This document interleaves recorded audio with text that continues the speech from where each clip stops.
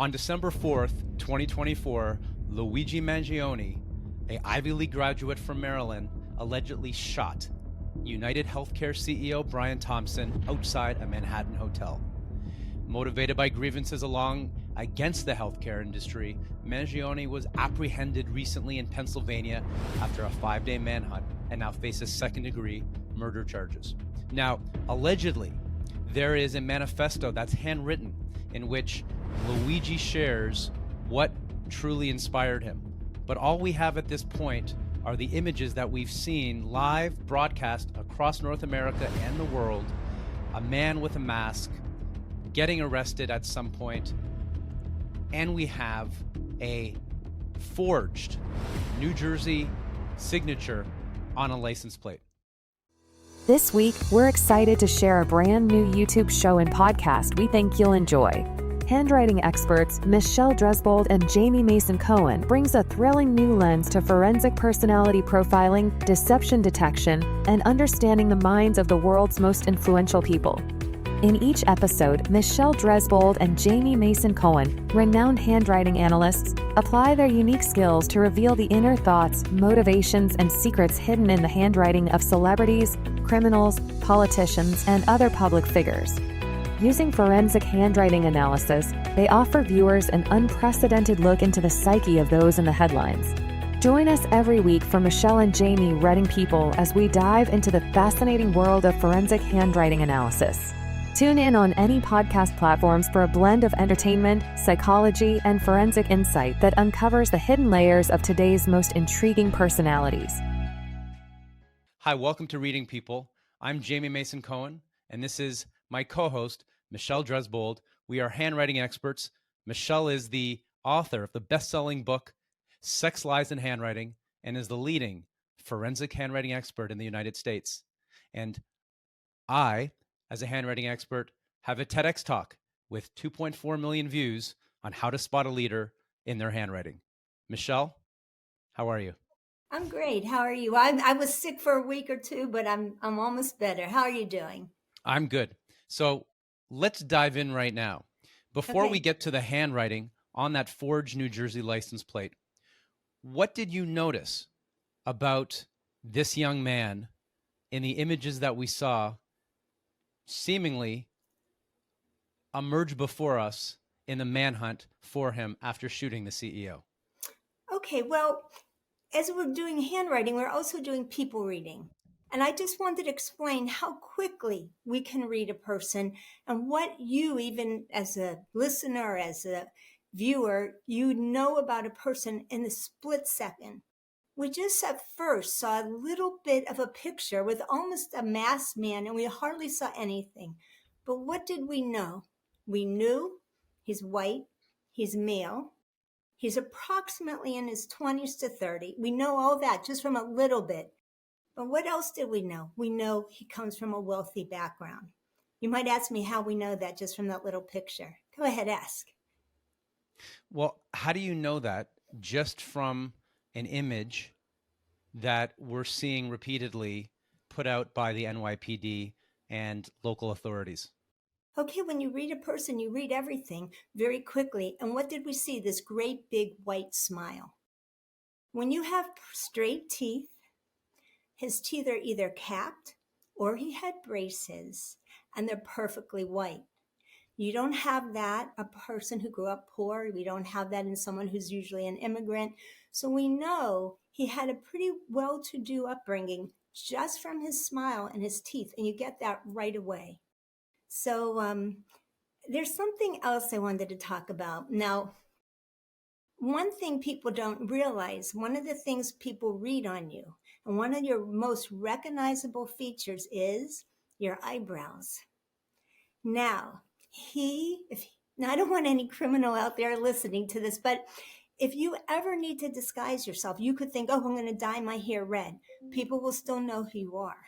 But if you take away your eyebrows, people will not recognize you. Or you change the shape of your eyebrows, especially if you have significant eyebrows. Now, if he wanted to get away, all he would have had to do was go get waxed or dye his eyebrows lighter, and you would not have recognized him. If you take pictures of people and you, let's say famous, Elvis Presley, whoever it is, and you take away their hair, you'll still recognize them. Look at pictures and take away somebody's eyebrows and you will not recognize them. They become unrecognizable. So that was number one thing he did wrong. Was not number one. Number one was shooting somebody. But if you took away his eyebrows, he could have gotten away. People would not have recognized him from that photo. Yeah, you know what? I haven't thought of that. And the other thing that I noticed was what he was wearing and even the style of backpack. Right. They both seem to be, even just upon first glance, deliberately understated, yet well put together and very trendy. Right. Elegant. Elegant. It's Yeah. somebody with some style, with a better background does and doesn't even know they're doing, which is exactly what's going to happen in this handwriting. People will don't know what they're doing, and that's what we read. What about his body language? He had a straight posture. I mean, I know they say he has a back problem, but he was pretty straight. So to me, that showed somebody who is athletic. So he didn't slump. He went with confidence. His body language showed confidence. I'm here. Don't mess with me. Yeah, I would add one thing to that is Okay. in the photographs when he was brought in, he almost was standing exposing his neck area, almost like, you want to fight, you want a piece of me. So it was a real defiant and aggressive stance where he's almost like looking down at the camera. And usually those photographs, you see people looking straight on.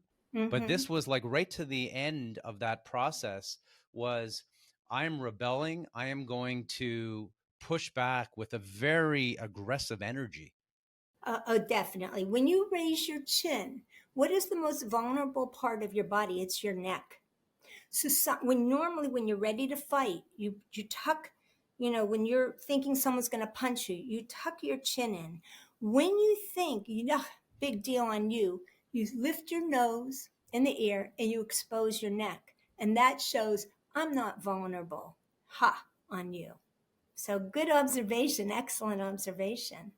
Well, thank you. You're welcome. And now what we have on the screen now is the forged signature that he wrote under the name of Mark Rosario on a New Jersey license plate. And before we get into an analysis of the signature, Michelle, can we accurately deduce characteristics of a person in a forged document? Oh, yes. I mean, especially if that's his writing, you don't know what you're doing. You may try to say, oh, I'm going to put a weird capital letter, but you have characteristics that you put in writing that you're completely unaware of. So whatever the name, and first of all, he picked the name Rosario. What name is that? It's Italian. So when people lie or pick a false name or pick a false narrative, they don't pick something so foreign. They pick something that's sort of familiar to them. So it's not unusual that he actually picked an Italian last name. So that's clue number one. Clue number one. I'd like to jump in with pressure. The pressure, no, actually, let's look at the stroke of the handwriting. The first name and then the last name. So I'll start if that's okay. Oh, that would be perfect. And then we can build on that, whether you agree or disagree.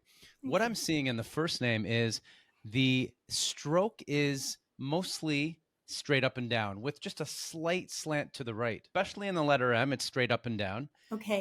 There is a slight slant to the right in the A and in the K formation.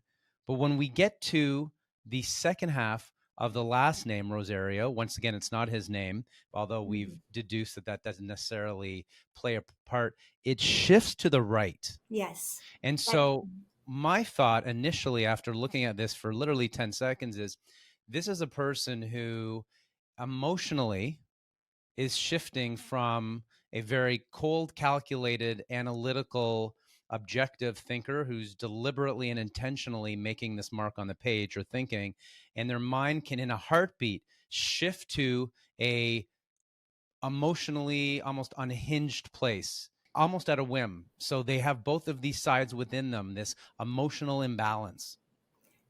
I agree with you 100%. If you look at this name, Mark Rosario, if you think of a soldier, when you're straight up and down, you're in control. I'm in control. I'm not going to let my emotions take me. Think of a horse that starts running. Notice he starts off, I'm in control. I'm straight up and down. I have control of my emotions. Then as the last name goes, it starts falling, literally falling like a horse running to the right. And what that means is exactly what you said. He's in control. But as life goes on, he can't hold that control anymore and it falls over emotionally. So when you have a very right slanted handwriting, that's somebody who goes with their emotions. Somebody straight up and down goes with their head. So he starts off with his head, but he can't control it. So exactly right. On the R, there's that flat top shape. It's very deliberate where he's connecting the letters with quite clear and strong precision. And Yes. he's got that flat top R. And so one of the things that might be the case in this particular instance, which backs up what we know of him, is excellent hand-eye coordination. Yes. Because there was talk of how did this young man who doesn't necessarily have an army background or a sniper background so calmly and collectedly walk into a public space and target someone and accurately shoot them multiple times, even from close range. And so one of the things I'm seeing here is that this might be the case. He didn't have typical experience, but he definitely is athletic in terms of his ability to connect his eyes to his hand with very deliberate intention. What do you have to say about that? I agree 100%. Also, when you have an R that's flat at the top, it often means somebody's gifted with their hands. They have a special gift. To be able to shoot a gun, especially a gun that is self-made, as steady and strong as he did, he had to have in a way, a touch with his hands. He also had to also maybe make the gun. He had to have, as you say, very good eye hand coordination. So that is a very good observation. Whenever you see a flat top R, you usually have someone who uses their hands a lot. He didn't dot the I in Rosario. Do you have any thoughts on that?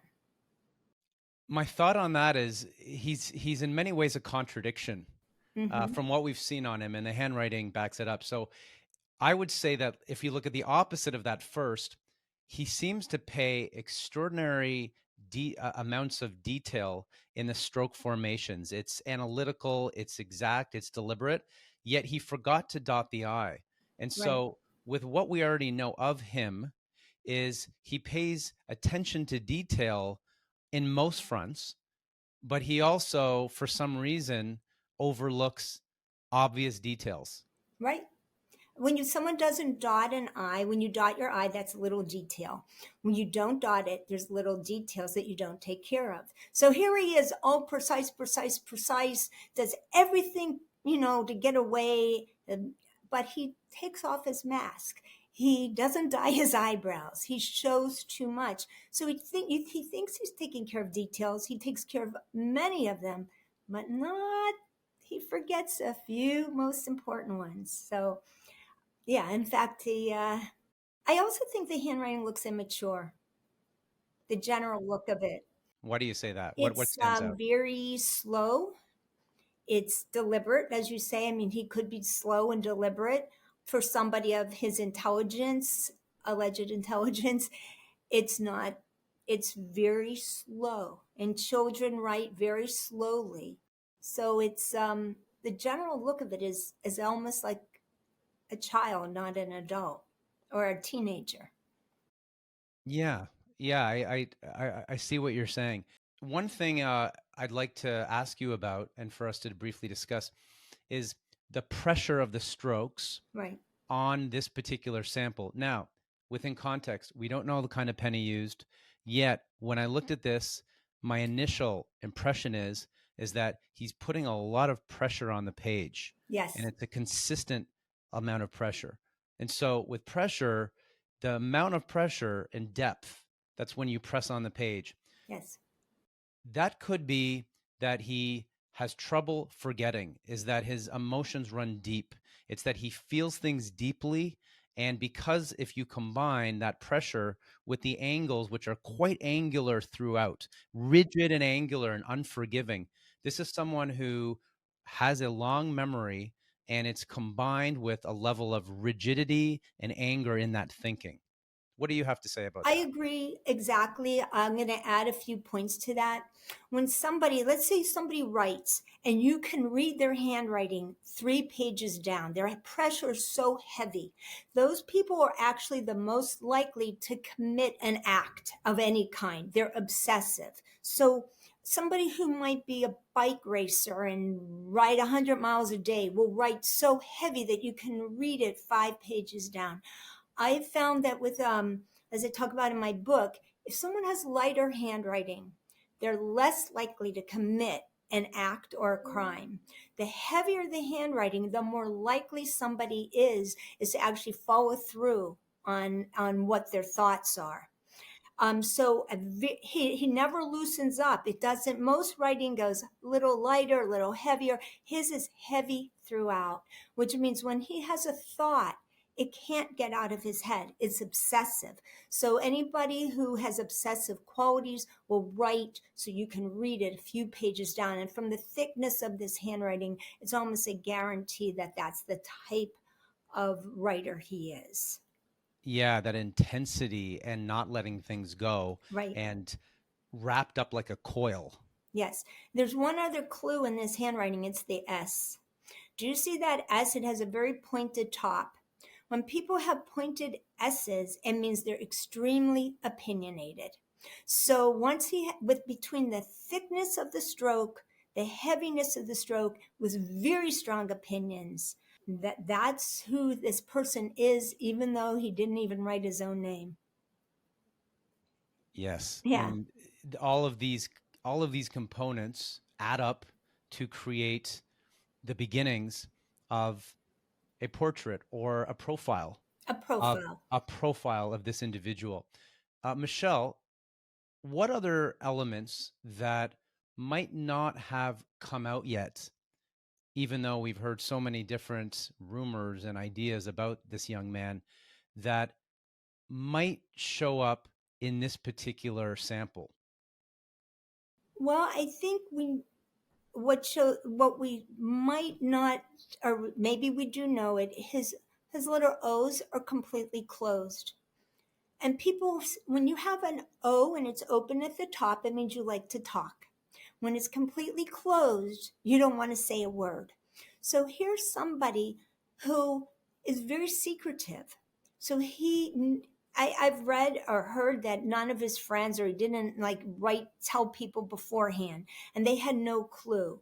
When you see somebody in all they're called the communication letters, your A's and O's. When they're completely closed at the top, that person is I call them the spies. They're very, very good at keeping secrets. So it's not surprising that he didn't let people know what was really going on in his head.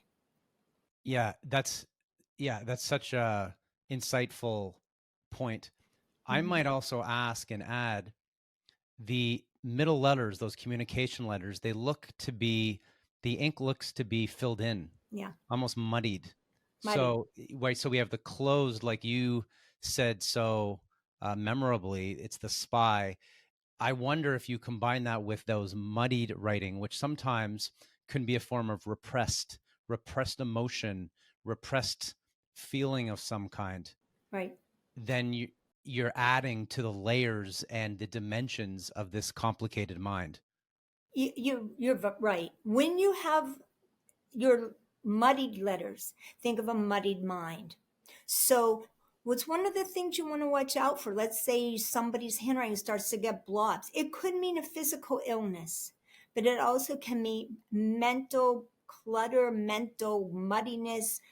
It's dark, and so their thoughts are dark. So that's what you look for, especially if you see a change in the writing. If somebody, it'd be interesting again if we saw his handwriting from 4 years ago and if it's changed, more muddied. If you see someone's handwriting and their O's and A's start to get darker on the inside and blobs of ink, they're either physically ill or becoming mentally ill.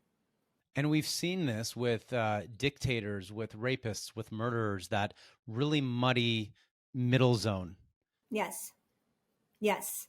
In fact, it's one of the common traits you look for in somebody who, the common traits that you see in this that you would look for in somebody who's explosive are the starting off straight and in control and then falling far to the right, falling emotionally off the deep end.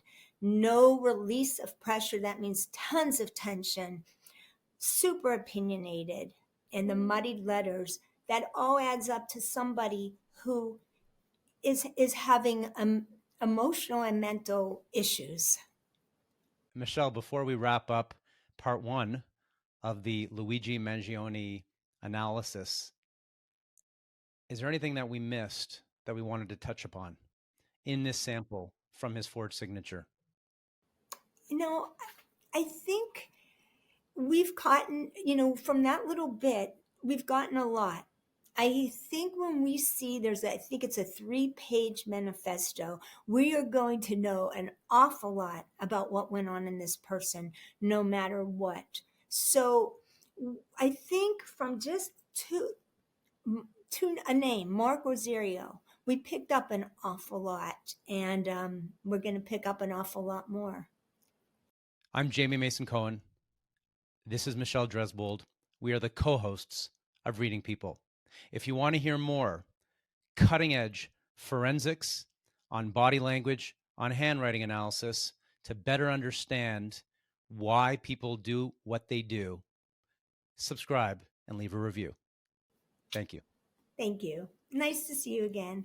You too.